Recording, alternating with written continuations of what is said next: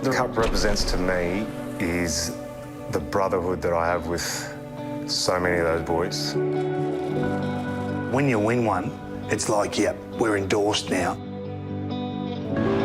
It's uplifting. It is the symbolic recognition of what you've achieved. It's just now a look in each other's eyes, you know, what you've done together. We don't shake hands, we always hug, because we've got a bond. It's this incredible bond that will never be broken. It's a special time in your life and the greatest memories because you get to share it with other people.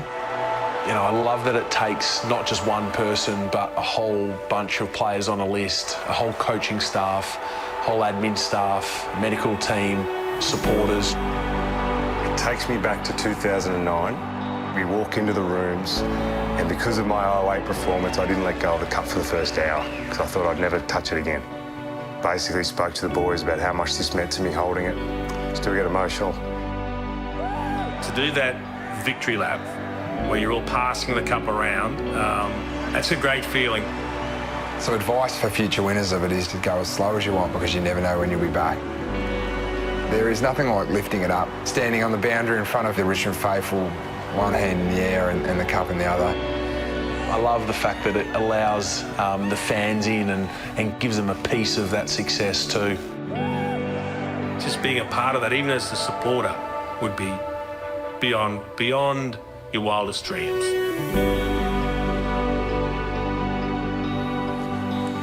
Incredible. It's what the Premiership Cup means to a lot of us here on the couch, but also it'll mean for those two sides that run out this weekend and have a chance to win it for the 5th time this century, and it's going to be all live here on Fox Footy this week. Must-watch viewing, and we are here on the couch. And boys, well, grand final week. It's here. It's the best week in footy, last week of September, Geordie, and everything to play for. Well, it was good by Mikey. Mikey put that together. I was sort of just I was waiting for you on there. I was waiting. It must be in segment 2. Haven't you won again? You only won 4, didn't you? No, but I put in a good hour there with Feedback Mikey. from I didn't get a call. I think I got trumped. I got trumped by more famous people. But no, it is. It is the best week in football. Even as a non-player now, just to be in and around the town, and you see the two supporter bases come in, and if you ever go into the city, they are there. It's visual. It is a great week to be involved in, and we're still involved in official capacity. You do get the itch though to get back out there. This for the first time I reckon in my career prelim finals, I was like, gosh, I wish I was playing. Yeah. It's so good finals. It's the only time, isn't it? You're not worried about pre-season. Middle of winter. Most of the year, middle of winter. But finals, you get envious of the boys, no doubt about it. But as a fan, like we've all got our clubs, haven't we? When your team's in it, it means that extra special because at the end of the day, we're all fans now, we're all retired. So when your team's in it, you got some skin in the game. There's a little bit of extra anxiety to it. You couldn't believe how proud you looked standing at our little desk in the rooms. You were like on your toes. Yeah, absolutely. With your chest out. Well, I was a Fitzroy supporter as a kid growing up, so we were lucky to win one game a year, let alone be vying for a premiership. So I guess it's sort of that Roy's blood running through your veins. And Leigh, we lent you to AFL 360 for one session, but we've got you back. You're the most important man in AFL football coming into the most important game. What does grand final week mean for you? It means the memories that are so sharp and so rare. And you've experienced it. We've been lucky. I mean, we all have. Bucks got really close, but we've experienced it. And that sort of that emotional ecstasy you get when you know you've won. Might be the final siren in a close game, a bit earlier in a game that's a bit of a blowout maybe. But it's a moment that you cherish, don't you? And really, I've felt it, say, 8 times in my life, but 8 times over about 70 years. You don't get it very often. It's just fantastic. You're still involved as a board member, but how do you feel as a fan going to watch your team play in a grand final? Well, it's different when you're involved. I mean, I haven't got the fans' mentality because I've been heavily involved with 3 clubs, obviously, over the period of time. But it is... well, I had the great honour last year of presenting the Premiership Cup, of course. And I've got to say, we had a Brisbane Lions board meeting the other week to pick someone to actually present the cup if the Lions won, and the Lions won. Brownie, are you available? Yeah, I am available. Brownie's doing it. Oh, right. Is that an exclusive? I don't know There whether you it's go. an I like exclusive, that. but- Well done, Brownie. There's a lot of pressure on you, Brownie. I got him home. There's a lot of pressure on him. You're serious? It's true. Yeah, Hopefully, I actually get to we get to a walkout on the field before the with the Geelong player, but or a Geelong ex-player. But hopefully, I get to be used after the game as well. So, like you were last Great year. moment. So Well, it's a great honour. Thank you. mate. Yeah, congratulations, Brandon. We're absolutely thrilled for you, and let's hope that we see some footage of you next week on the couch here holding the cup up. Tried and true measures come right in September, and boys, once again, the Premiership window has survived another attack, and it is time to bring out the pipe. Is this about the news you just got, or is this... So, boys, the party starts early for us. We have won. It doesn't matter what happens on Saturday. There was a we are worry. smoking the pipe. There was a worry. Gary left the program and threatened to take the Premiership window with him. And we said, no, Gary, it's in very safe hands, and we don't even need to sit back in the grand final and worry, because it is run and won. Both these sides sit in the Premiership window for offence and defence, Bucks. And we really have got two of the two best teams in the competition. And the Lions earned it with their last round win against Hawthorn to get in just there. got in. So they only snuck in, but it doesn't matter. Do you want to put a couple of rings in the air, mate?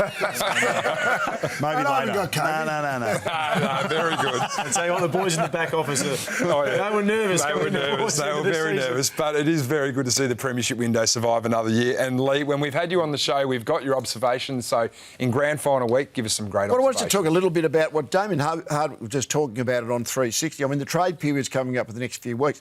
18 clubs are in the trade period, even the two that are playing on Saturday, because you can't draft your way from the bottom to the top. You've got to poach players from other clubs. And I'll use the term poach, recruit, but you've got to get them off the other clubs. And the Lions have done it beautifully over this last period of time. Geelong obviously haven't been down the bottom for about 20 years, so they've never had early draft picks. They keep getting their picks from wide and far, but they seem to come up. But they're not getting top 10 picks. The Lions have nailed their top 10 picks, but the players that have come from other clubs, I mean, every club has to get into this race. And I reckon the aggressive poaching of players is going to be on the up.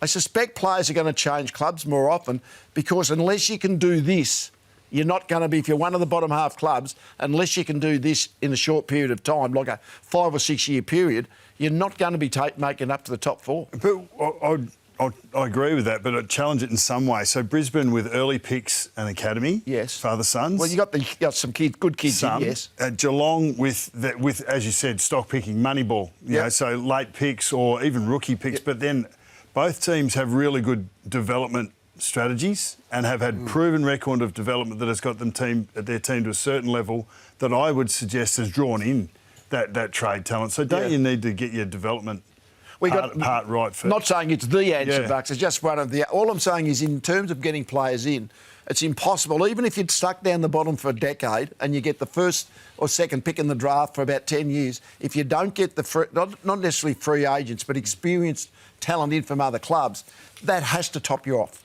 Well, the pin-up boy for experienced talent is at the Geelong Football Club. He's their oldest player in game 359, and Geordie, on Friday night, he was their best player as well. Yeah, I like what Sam Mitchell said after the game. He was ready for Dangerfield to retire. I think a lot of Hawthorn supporters would have shared that same sentiment. But, I mean, he has been sensational in 359 games, I think it was, on the weekend. To still be doing what he's doing has meant that the Geelong Football Club, for a long period of time, have created an environment where their players can not only perform at a high level, but perform at a high level for a long period of time, but perform at a high level, long period of time, at the right time of the year. Can you believe that is this? a challenge. Can you believe at his age and how many games he's played and the way he plays the game, that this is the output that we're getting? When you speak about versatility, I mean, he's never gone to half-back, which a lot of players go to sort of stat pad the last, little bit in their career, but he has done it with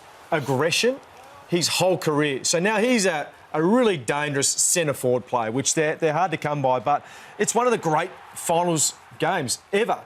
Not only by a cat, but by any player that's played the game. As we've discussed during the year, he's been so well managed throughout the season. Like play him deep forward.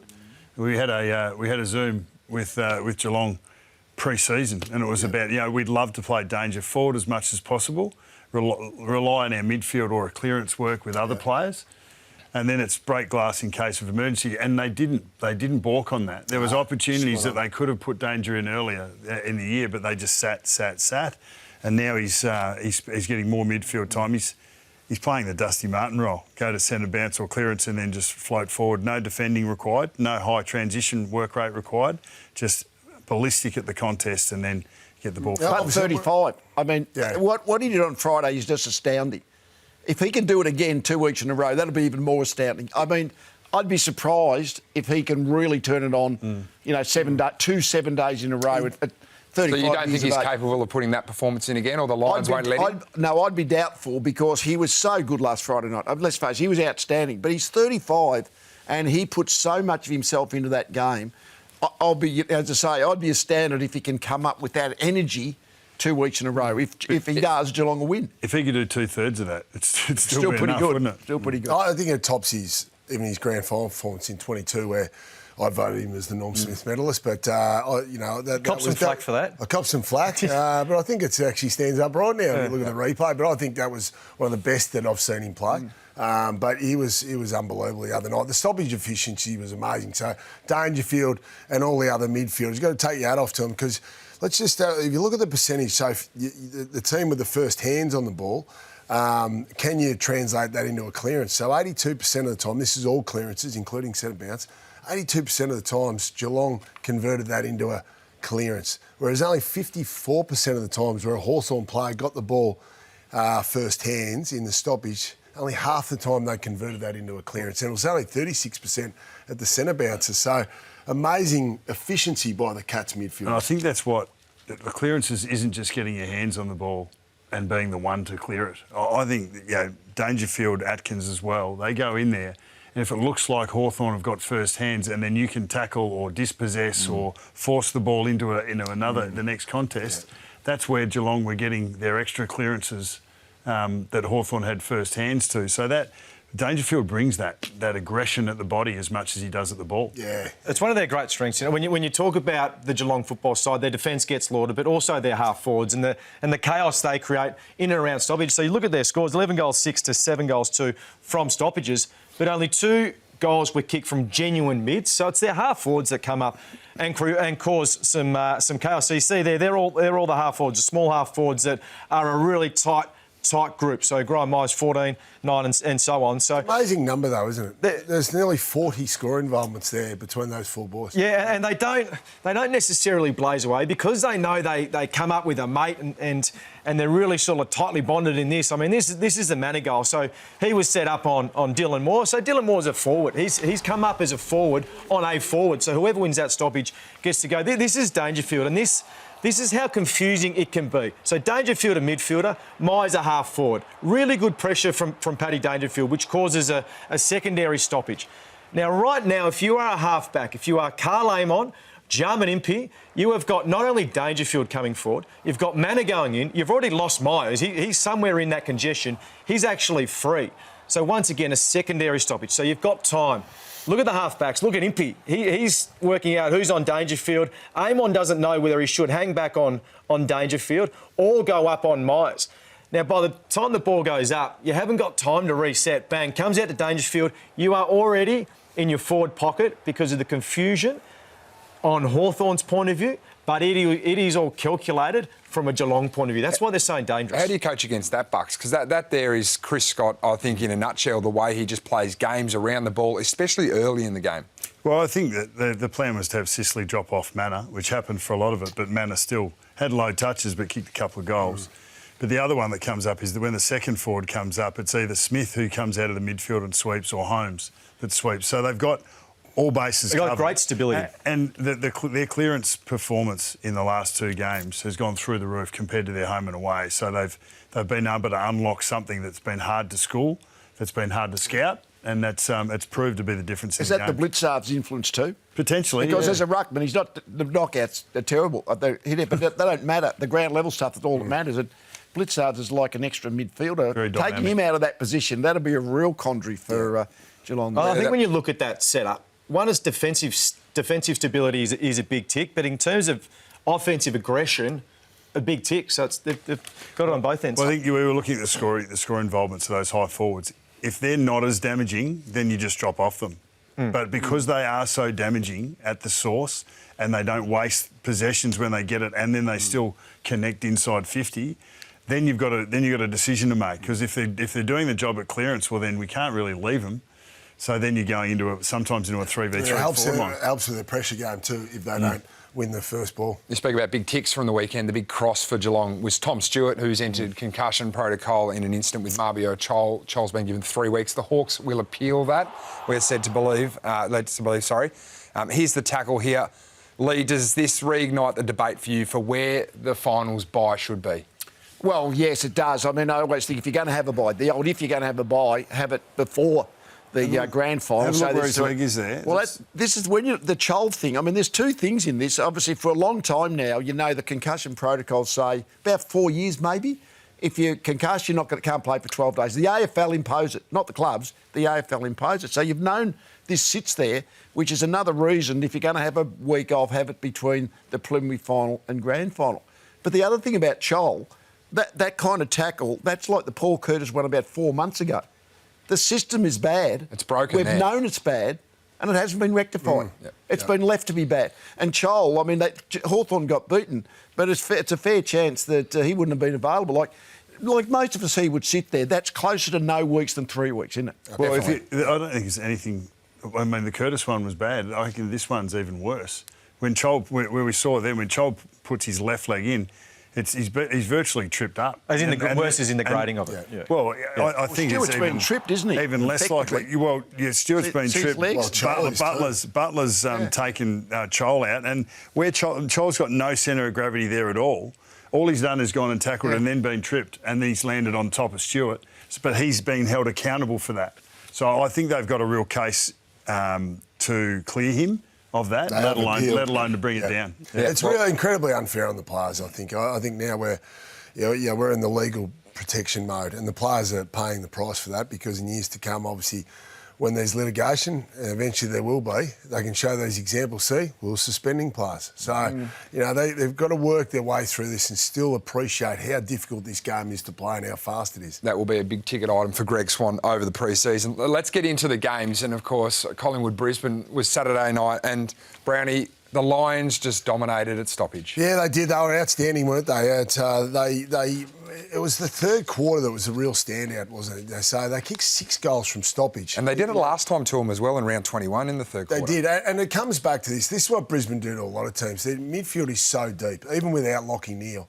This is what they can do to teams. So it was an absolute Stoppage dominance. 32 points from Stoppage they scored. 3 forward, 50 goals alone in this third quarter. This is Bailey as a wingman. So this is a problem when you start throwing your wingmen around who are normally sitting in sort of lanes. He started coming in central, but here, McCluggage, Lohman, the work rate of each other to try and create space. Everyone's on the run, everyone's on the move. That rap was repeated later with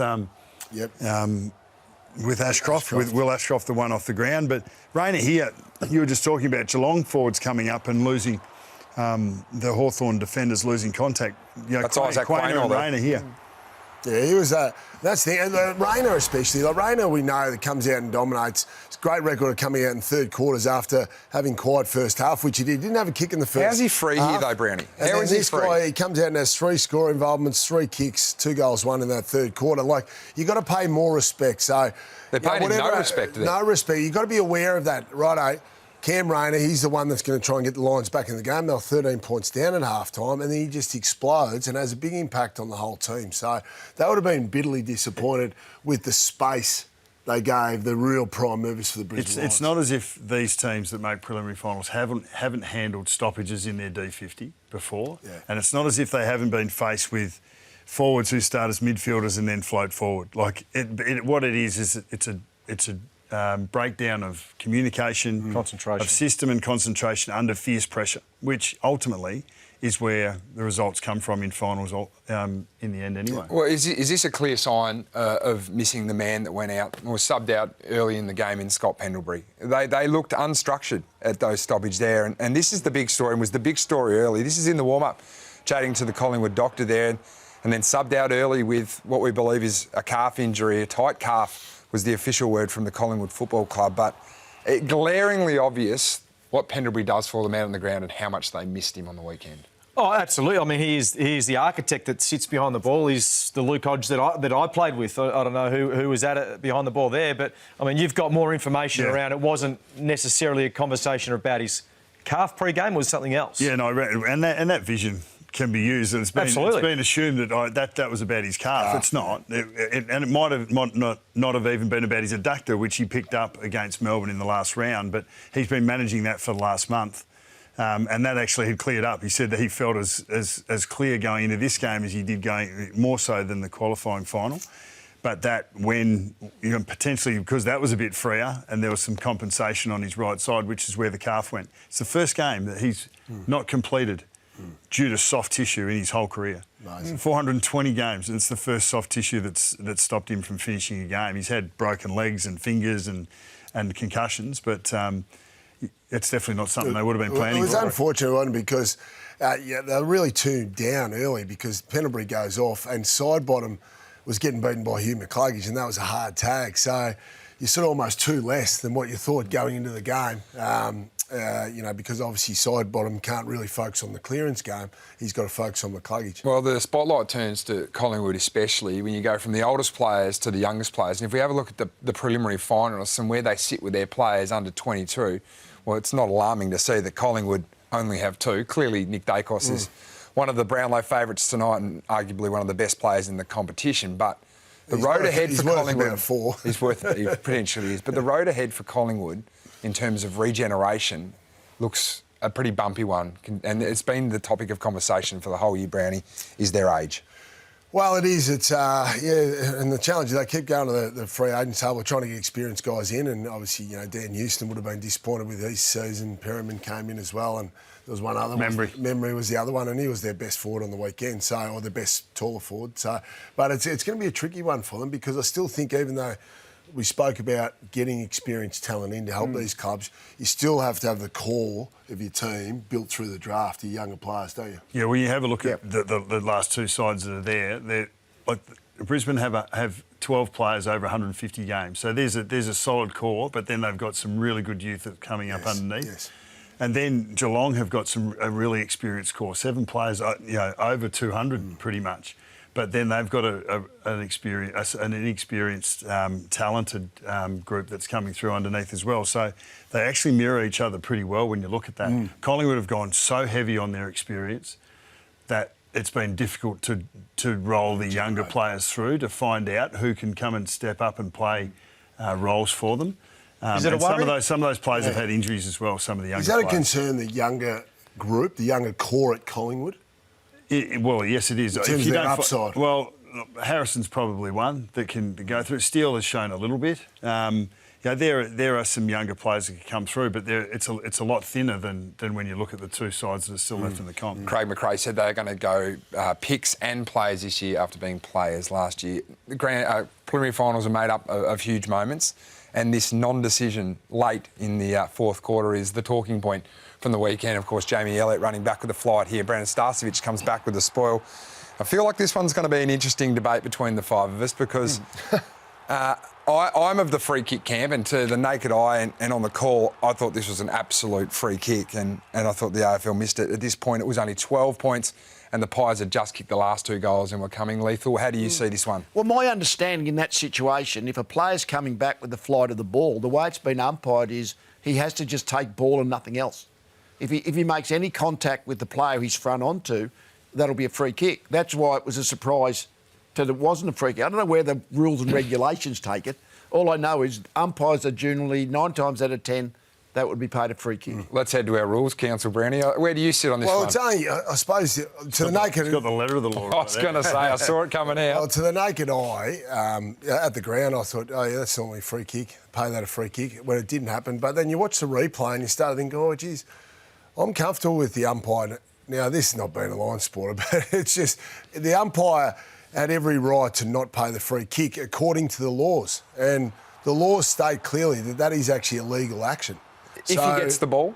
No, it doesn't say anywhere you have to hit the ball. Incidental contact is allowed. If it's a genuine attempt at a spoil or a mark. Now, if you want to read it, in-sound contact in a marking contest will be permitted if the player's sole objective is to contest or spoil a mark. Do you think he's chopped his arm there? That's not the way it's coached, we're told. It's not the coach. Now, you're allowed to make in-sound contact and you're allowed to come from front on. That is allowed. If your eyes are on the ball, that is allowed. So you are allowed to make frontal contact. Otherwise, when you're running back to the flight of the ball and take a mark and crash into someone, that wouldn't be allowed, would it? So to the rules, the way it's written, that is actually play on. I think what we can agree on is that what Starcevic was able to do was bloody good. That was a phenomenal effort. Well, to go back, eyes on the ball the whole way, to still be able to make contact with the player and prevent the mark being taken was an absolutely brilliant effort. And then to put some doubt into the umpire's mind to not pay that free kick. Starcevic, all credit to him, still a free kick. He couldn't. It's not a free kick. He didn't touch the ball. No, so there's probably two conversations. It's not. Are you deaf? No, it's not a free I'm kick. not. I'm right next to you. He didn't touch the ball. He just explained the You've got rule to make a genuine play on the ball. He hasn't touched the ball. He's chopped the arms. That's a free kick every day of the week. If that happened 10 times, Geordie, how many times would it be paid? So it's two different conversations. Yeah. No. It's actually not a free kick.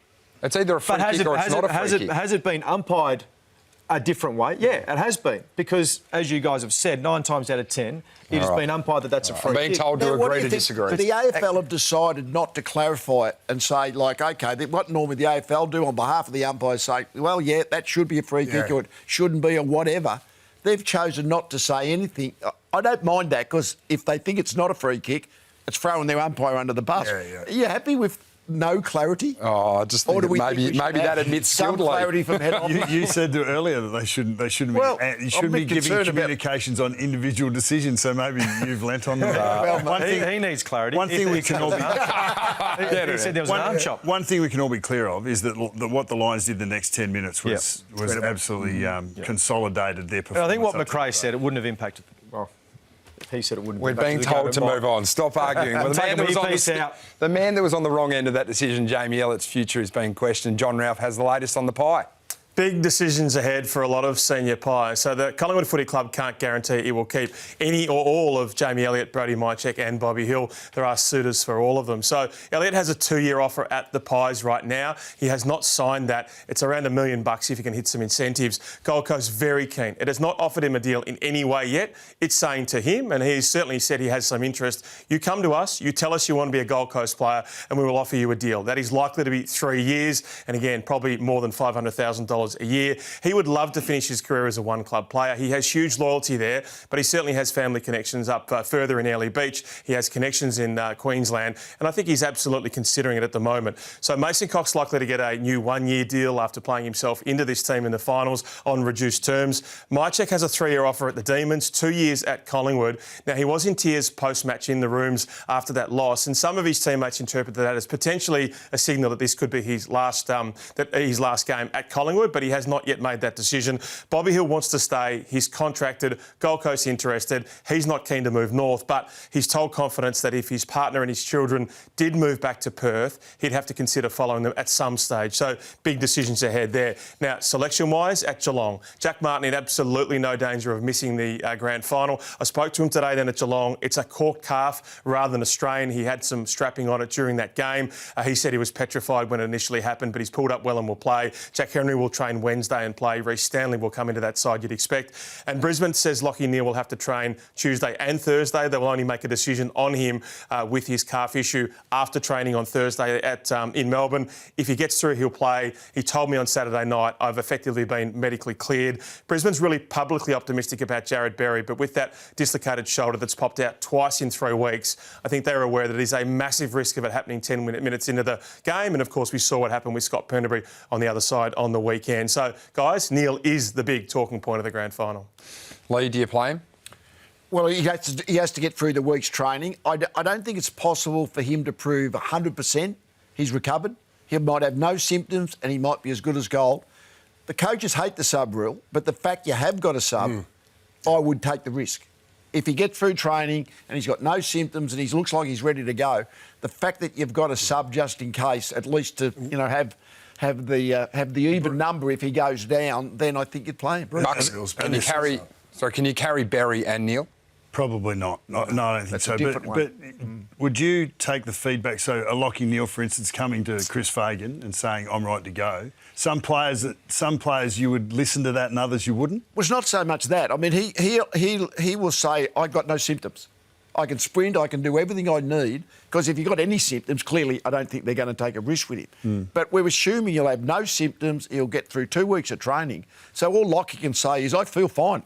And then it's I don't know whether they rescan it or what they'll do, but the conditioning people will have to kind of tick him and the medical people.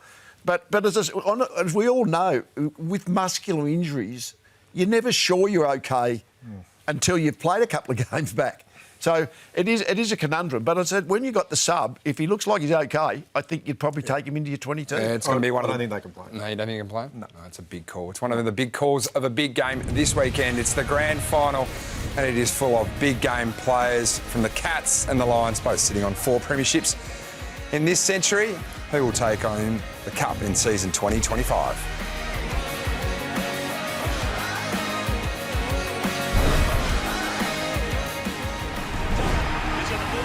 2025 rolls around. There's been 25 premierships won in this century. This team here, well, they've won 4. The great Leigh Mathews held the Cup 3 times as a coach, then presented it there for the 4th time last year. And they're challenged by the Cats, who have also won 4. Through, obviously, those 3 years there, 07, 09, 2011, and most recently in 2022. Jeremy Can opening a can of beer there. And one of them this weekend, boys, will become the most winningest team this century. Hawthorn obviously have 4 premierships as well, Geordie, which you were involved in, but the Cats or the Lions will be the only team to get to 5 in 25 years this century. It's going to be a fascinating watch, and they can hold claim to being the most successful club this century, Brownie. The great thing is, too, they've played each other 3 times this season. So Brisbane won the first 2 encounters at the Gabba and GMHBA, but obviously Geelong were magnificent in that first qualifying final. So when you actually look at the game, you can go into it. You can sort of get right in depth and work out what either team's trying to do. And obviously recent history, what happened 3 weeks ago, probably fresh in our mind, Jack. Well, that's what we're going to do. We're going to do a bit of a grand final preview here. And it's defensively, Geordie, in that first week of finals that the Cats just really ramped it up on the Lions. Yeah, well, we talk about showing your hand. I think Brisbane showed their hand down at GMHBA, which allowed Geelong to go away and understand where they wanted to move the ball. It was clearly they wanted to move the ball a little bit quicker. They wanted to go more straight line in terms of where they go to goal. So this is just a defensive masterclass in which Geelong were able to do in the last round of the season. They know they want to go short. They know they want to take that little short one, then go over the top and put speed on the ball. So you have to be aware. So once again, looking at the grand final preview, I suppose, this is the defensive actions and accountability and energy in their feet that they will need, because Brisbane will challenge them from their back half. We understand Geelong's vulnerability is if sides can score goals from back half. 2 of the wins this year, Brisbane have got over Geelong. They've scored heavy from their back half. It's a big challenge. Clearly, Bucks, that Geelong had dominated in that first week of finals defensively. Is that solely what the Lions will go to town on? Because that is their one wood off half-back, and that's where the Cats can get beaten. No, I think they can improve in that area. Another one that they can improve on is centre bounce, where, we spoke about Patrick Dangerfield earlier, but they absolutely dominated centre bounce against the Lions in the qualifying final as well. They scored 3-3 versus a goal. But they had those 12 centre clearances, 11 of them went inside forward 50. So 91% of their clearances from centre bounce went inside their forward 50. So if they didn't score from that, they still had field position, which put the Brisbane back 6 under fierce pressure. So the centre bounce crew of the Lions need to do a better job. You're going to win them all, but you've just got to make sure that they're not coming out as easy or going as deep when the Cats come out of centre bounce. Brisbane have scored from centre bounce throughout the year, but they have shown vulnerability conceding centre bounce goals all season. So you're right, Bucks. They're going to be right onto that. Let's take a look at a couple of the big matchups from the weekend, or this weekend upcoming. Is that the last time these two sides played, it was pretty clear that O'Shea Mullen was set for Hugh McCluggage, and Brownie, he did an absolute number on him. Yeah, it was an amazing performance. Great effort. He's a great athlete. Was able to go with Huey and blanket him. Now, clearly, obviously, Huey would go to work on that and the rest of the midfield for the Lions, but what do? Do you just go with the same formula, Lee? That's the thing as a coach, He's sort of on a hiding to nothing, Chris, isn't he? Because if he doesn't do it and McCluggage gets away, he'll get absolutely hammered. But you sort of feel too, Mullen could be as needed in defence like he did the job on Nick Watson on the weekend. So it's still a conundrum, I think, for the Geelong coaching staff, what you do. So, Lethal, do you think Mullen goes to McCluggage? Well, I think you probably would. I mean, it's really interesting when you've played a side a few weeks apart, like this has happened. And remember back in 2003, we played Collingwood in the first final. Collingwood won, and then we played again in the grand final. I felt as coach kind of better prepared, or things that didn't work for us in the first final, you could try and remedy a little bit come grand final day. But in this case, Mullen did such a good job on McCluggage, and McCluggage has been so good the last 2 weeks. I mean, seriously, you would just say, oh, no, we're not going to tag you today. We're just going to let you run around. Yeah. I mean, you'd have to start with it. I mean, but Chris Scott's pretty smart. He knows that just because you did it once doesn't mean you're going to have to do it, 3 weeks later. But I'd be really surprised if you didn't sort of go with something that worked. And it worked really well, didn't it? Yeah. Well, as a tagger, as a player that's been tagged his whole career, what would you like and not like if you're Hugh McCluggage?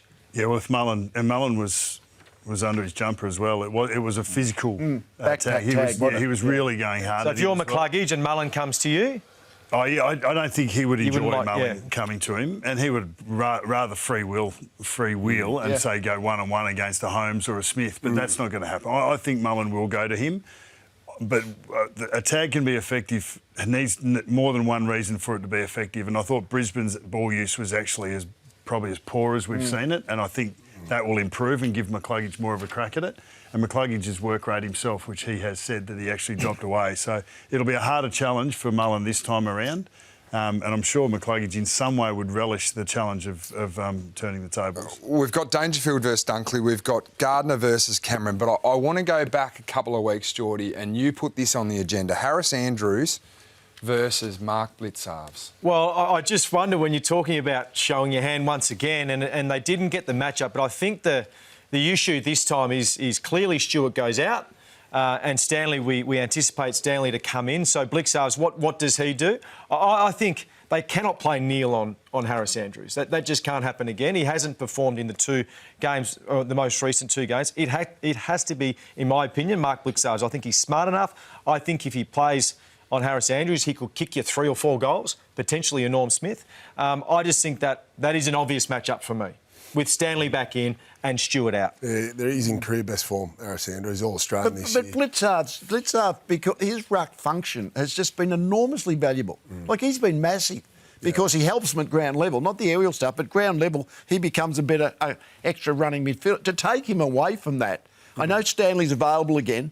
You wouldn't play Stanley? No. Well, to be honest, when you think about it, I know I talk about the sub, you'd always think like, well, maybe Stanley has to be the sub on the basis that Blitzarves has been so good. What if you're looking for a remedy, why doesn't Stanley just go to Andrews and then you just play the way that you have? Something. No, I don't think Stanley's got the smarts. No disrespect. All you need is someone who's big enough and tall enough to force Harris Andrews into a contest. No, but you need to be smart. But in the further game a couple of weeks ago, I mean, Harris Andrews, gets hold of everybody, but he didn't dominate that back group, and the Geelong had, 21 inside 50 marks. Shannon Neal didn't take them. So that matchup didn't do Geelong any harm 3 weeks ago.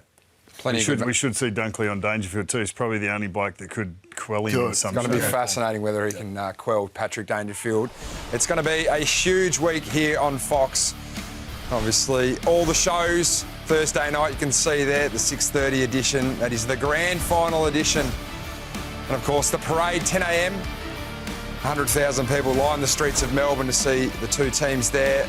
And what would be grand final week without the boys from Bounce and a special 90 minutes. And then, of course, the big day starts at 10 a.m. live here in Fox. You'll hear from everyone at Fox on a huge grand final week.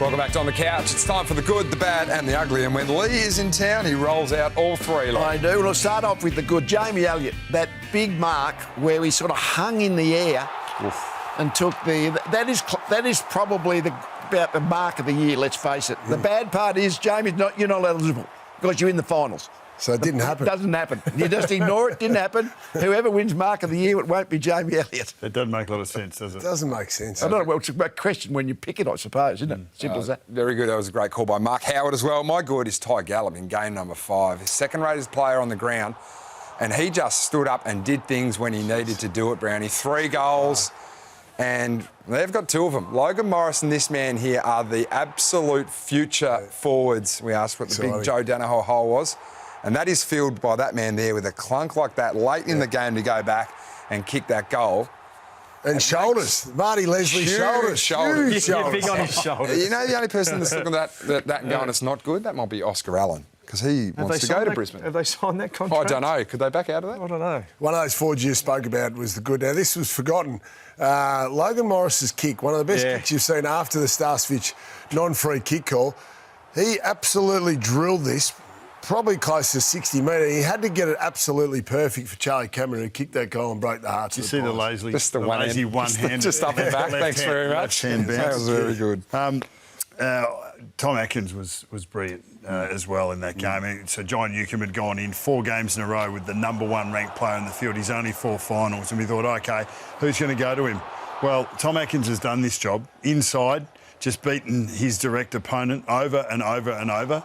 And yes, there was plenty that happened in transition that looked after Newcombe, but around the stoppage, what this bloke was able to do, stuck another 11 tackles. He's just a bull. I want to take you to this game on Sunday, Western Bulldogs or Footscray v Southport in the VFL Grand Final. An old teammate of mine, Taylor Duray, didn't think he'd get back for the Grand Final after being suspended, I think.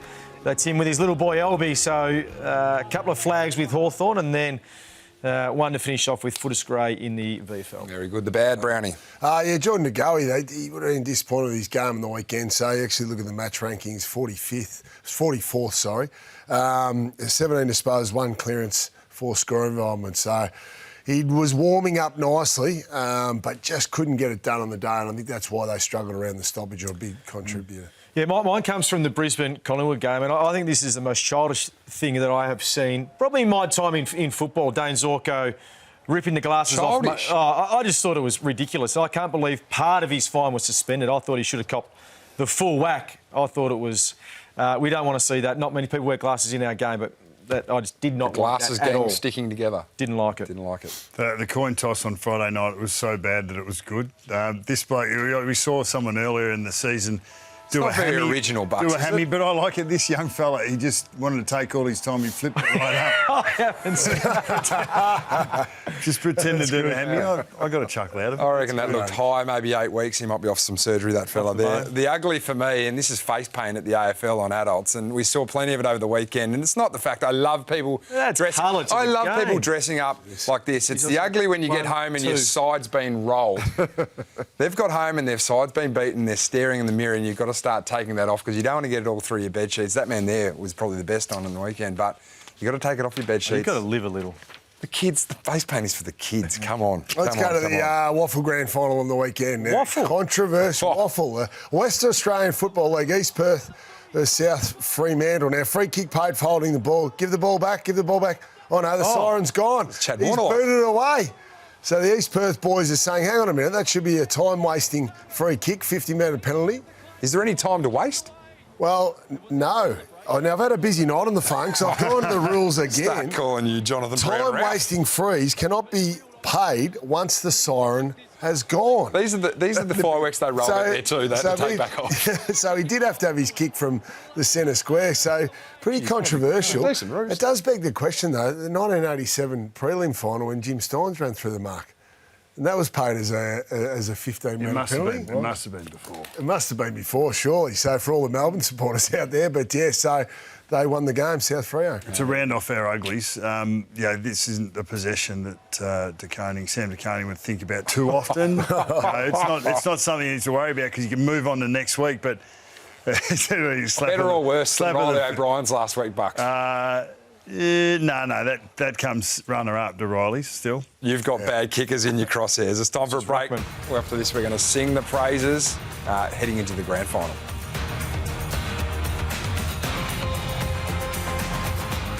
Celebrate you, baby. I have to praise you like I should. Welcome back to On the Couch. Well, we're going to take a look forward and sing the praises of the good stories coming into this 2020 Grand Final. And Leigh, you're going to start us off. Well, we have with a couple of the opponent accountable mids. Normally mids aren't. We shake hands, start of the game, see at the end of the game. But Josh Dunkley and Tom Atkins both can take a role. They can win the ball. They lay a lot of tackles, which means they're, to be cynical, second to the ball a lot. Because you can only tackle, of course, you're second to the ball. But they're really valuable players. Brownie.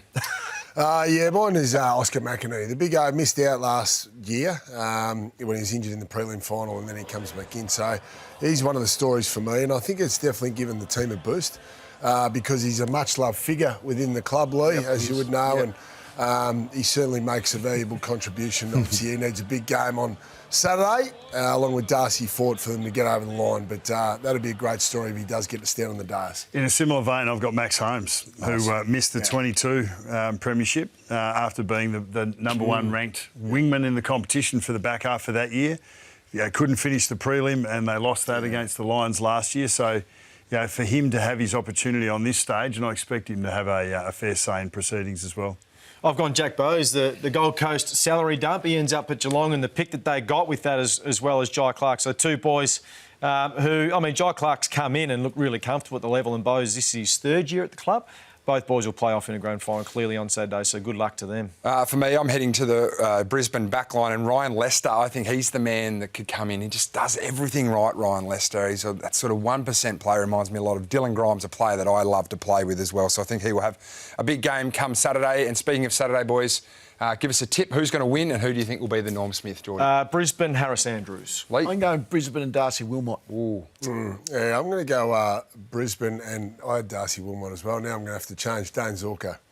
We've got the Cats by 6 points, Max Holmes. I'm going to go Brisbane and Darcy Wilmot too. Yeah, he plays well. They usually a lot win. Of joy. It'll be juicy. Now, he's not watching. Now, Leigh, thank you very much for the year. It's been awesome having you on the couch. And for the rest of you at home, we will catch you on the couch next week where we'll know who has won the 2025 Premiership.